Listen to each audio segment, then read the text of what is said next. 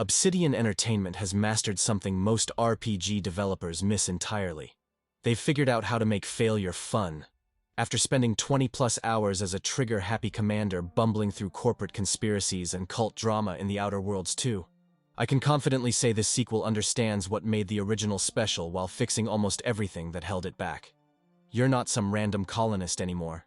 This time you're an Earth Directorate agent, basically space FBI, dispatched to the Arcadia system where everything's gone sideways. Corporate megacorps clash with authoritarian governments, mysterious rifts tear through space, and your first mission predictably goes to hell. What follows is a roller coaster of moral dilemmas, weapon customization, and genuinely funny writing that lands more often than it misses. Here's where the game truly separates itself from the pack. The Flaw system returns from the original, but Obsidian cranked it up several notches.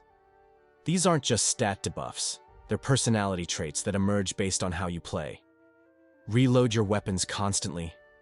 The game notices and offers you over-prepared, which gives massive magazine sizes but punishes you hard if you ever empty a clip.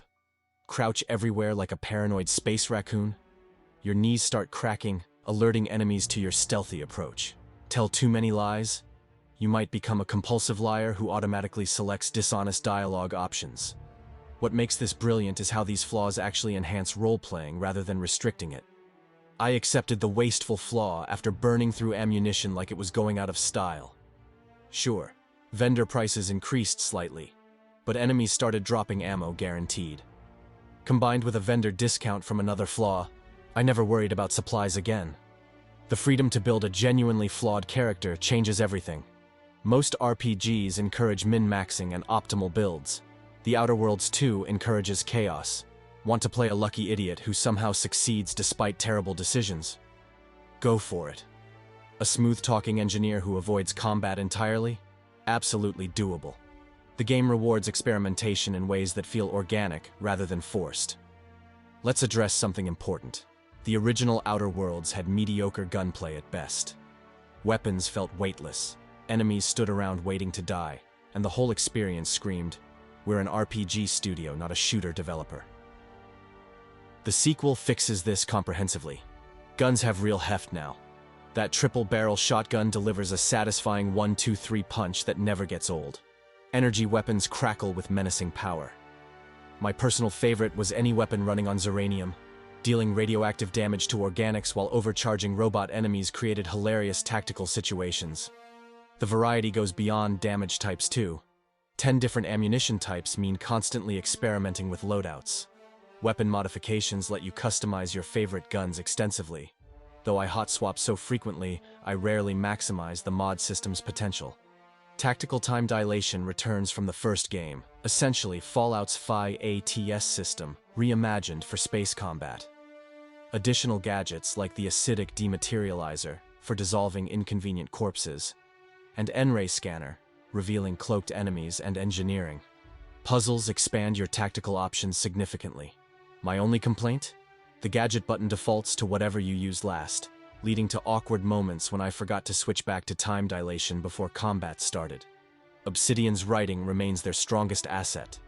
The corporate satire hits hard, skewering unchecked capitalism through Auntie's Choice, a mega-corporation merger that feels uncomfortably plausible. The authoritarian protectorate and the mathematically obsessed Order of the Ascendant round out the faction warfare with enough nuance to avoid feeling one-dimensional. The dialogue options genuinely reflect your character build. High speech unlocks smooth-talking solutions. Engineering expertise lets you solve problems technically. Low intelligence grants dumb dialogue options that are hilarious and surprisingly effective. Many NPCs humor your stupidity rather than starting fights, which feels oddly realistic. However, the tonal balance occasionally wobbles. Heavy moments get undercut by poorly timed jokes. Companion quips during serious conversations can deflate dramatic tension. It's not a deal-breaker, but you can sense Obsidian struggling to decide whether they're making satirical comedy or serious sci-fi drama. When they commit to either direction fully, it works beautifully. The indecision creates occasional whiplash. 6 companions join your ship, each with specialized abilities, upgrade paths, and personal questlines. The companion system borrows heavily from recent Obsidian titles. They level automatically, use unique weapons and armor, and contribute passive bonuses. Combat-wise, companions felt more like distractions than genuine tactical assets. They provided cannon fodder while I handled the actual fighting, but their story contributions matter significantly. Multiple perspectives flesh out Arcadia's factions and conflicts naturally. Their personal quests often surpass main story missions in emotional impact and memorable moments. The Outer Worlds 2 represents Obsidian finding their identity separate from Fallout's shadow.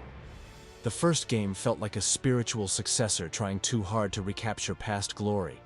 This sequel stands confidently on its own merits, delivering flexible character builds, reactive storytelling, and combat that finally matches the writing quality.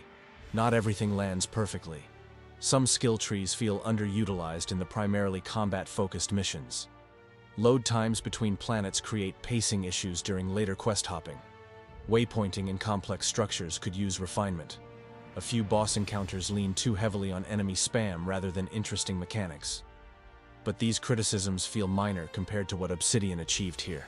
It gives players permission to roleplay messy, imperfect characters, and rewards that chaos with reactive storytelling few other RPGs can match. In a genre often obsessed with optimal builds and perfect playthroughs, embracing flaws has never felt this liberating.